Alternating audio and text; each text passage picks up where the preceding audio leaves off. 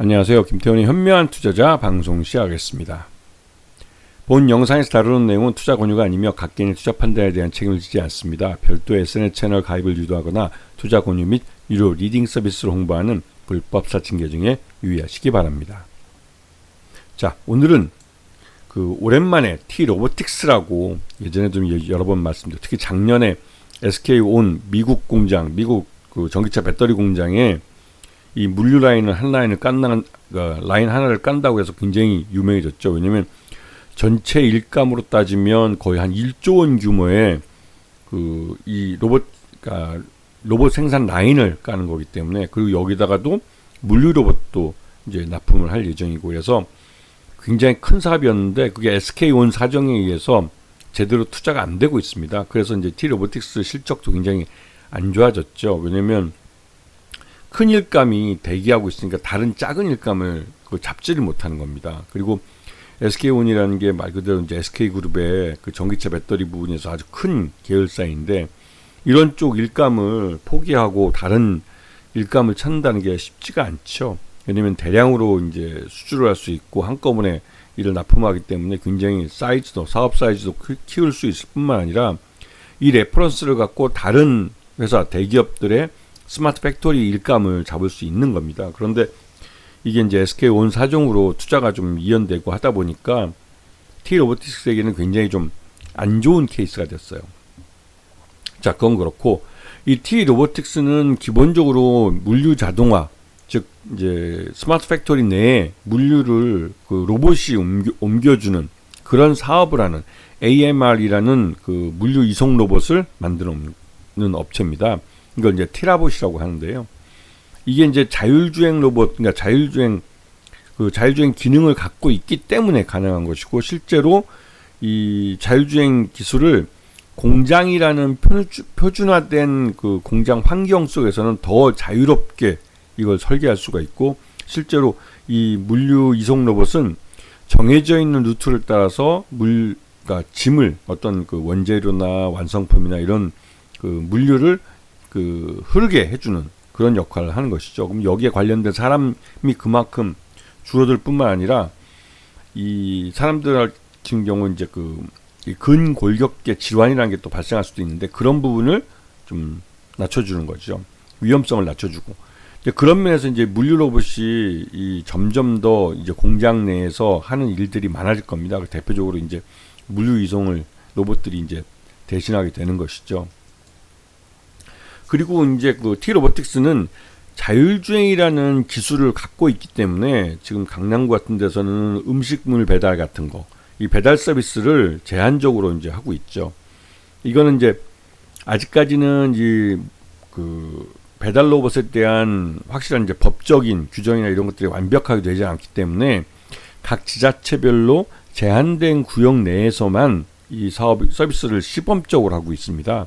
그런데 여기에 들어가는 T-Robotics가 만든 이 물류 이송 로봇은 나름대로 강남구 같이 대도시죠. 대도시 내에 도로가 어느 정도 뭐랄까요, 이제 이 표준화되어 있는 그런 환경 속에서는 충분히 배달을 할 수 있다는 것을, 음식 배달을 할 수 있다는 것을 확인시켜주고 있습니다. 그래서 이 지정한 위치로 시간 안에 물건을 갖다 주고, 그러니까 배송을 해주고 또 돈을 받아서 다시 돌아오고, 이러한 서비스를 할 수가 있는 것이죠. 자, 그리고 무엇보다도 T-Robotics 하면 이 스마트 팩토리, 이게 굉장히 유명합니다. 작년 같은 경우는, 재작년이죠 벌써, 2023년에 SK온 미국 공장, 미국 전기차 배터리 공장 사업을 수주를 해서 라인 하나를 이제 받았는데, 라인이 총 공장이 30개인가 40개 정도 있다고 해가지고 거의 1조 원 규모의 사업으로 성장할 수 있다, 이런 말까지 나오기도 했습니다.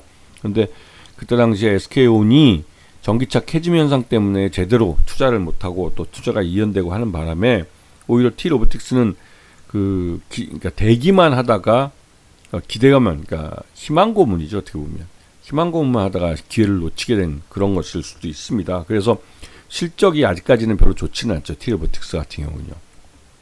그래서 지난해 3분기까지 보면 진공위성 모듈, 이쪽이 이제 디스플레이 쪽에 사용되는 로봇인데 이게 30% 정도 매출을 차지했고 진공 로봇 같은 경우 38%, 그다음에 자율주행 물류 로봇이 26% 정도를 차지했습니다. 그리고 이제 작년 실적을 보면 매출 유형이 607억이라 이건 매출 유형이 이제 로봇 회사들 중에 꽤 많은 편입니다. 600억대 매출이면 굉장히 큰 매출이고요. 하지만 영업 손실을 64억, 그다음에 그 단기 순손실도 24억 정도 발생을 하고 있고, 그나마도 이제 그 재작년보다는 이 단기 순손실이 좀 굉장히 많이 줄어든 건 사실이죠. 그래서 이 올해는 그러니까 2025년에는 그 흑자로 전환할 수 있는 기대감을 갖게 해주고 있는 그런 회사이기도 합니다. 자, 그리고 최대주 특수관계인 포함해서 25.19%라 이제 지분율이 점점 줄어들고 있어서 향후 이제 흑자가 난다면 그 이런 자기 주식 매수와 또 소각을 통해서 최대주 지분율을 좀 올리려고 하는 그런 가능성이 있는 회사죠. 자, 그리고 작년 2024년 12월 연말에 A1 자산운용이라는 데서 이 회사 지분을 5.54%를 보유하고 있다가 이걸 4.71%로 줄였습니다. 이거는 그 본드 오브 워런티, 그러니까 신주인수권 사채의 조기 상환권에 따른 비율 변동에 따라서 숫자가 줄어든 것이라 지금 주식으로 전환하면 5% 미만이기 때문에 신고 의무도 없고 바로 시장에서 팔 수도 있습니다. 이제 그런 부분을 좀 알고 계셔야 될 것 같고요. 자, 그리고 이번에 이슈가 된 건 이 레인보우 로보틱스와 T 로보틱스의 사업 협력이죠.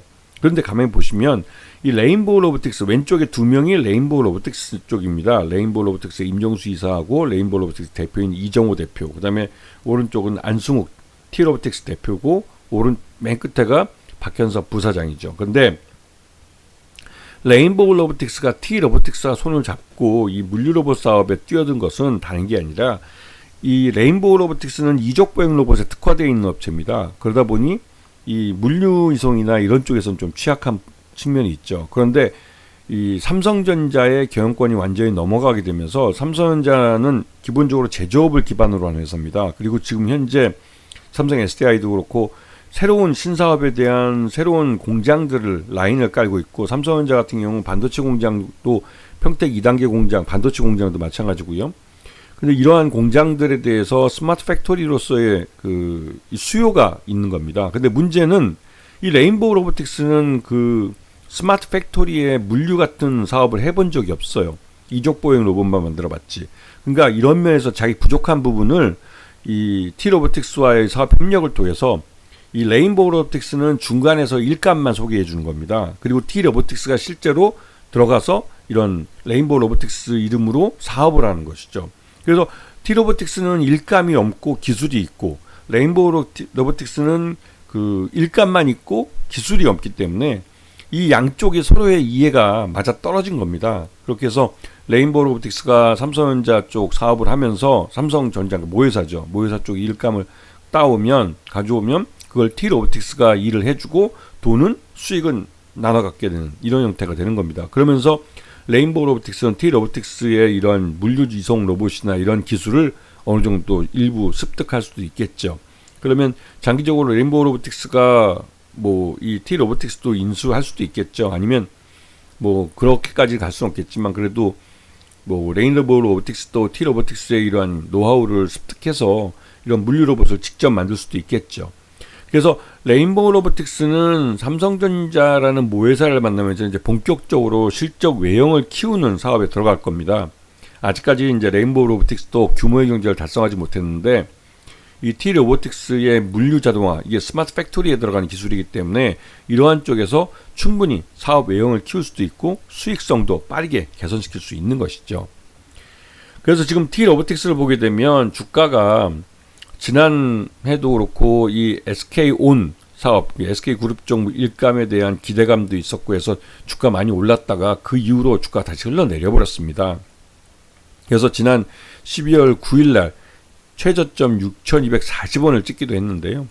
그 이후로도 이 회사는 그 로봇 사업을 분명히 실체 있게 하고 있고 매출액도 앞에 보겠지만 한 5, 600억 정도 되는 그 매출의 실체를 갖고 있는 로봇 회사예요.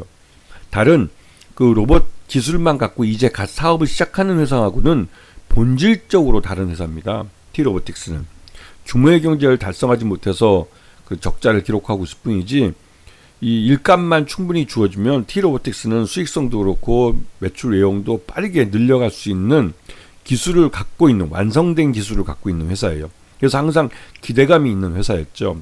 그래서 이 T로보틱스가 레인보우 로보틱스와 손을 잡는다는 뜻은 삼성전자, 즉 삼성그룹 쪽 일감을 이 T로보틱스가 앞으로 이 받아서 스마트 팩토리, 삼성전자 쪽에서, 삼성그룹 쪽에서 발주하는 스마트 팩토리에 실제 물리로봇을 납품할 수 있는 기회를 가진다는 의미입니다.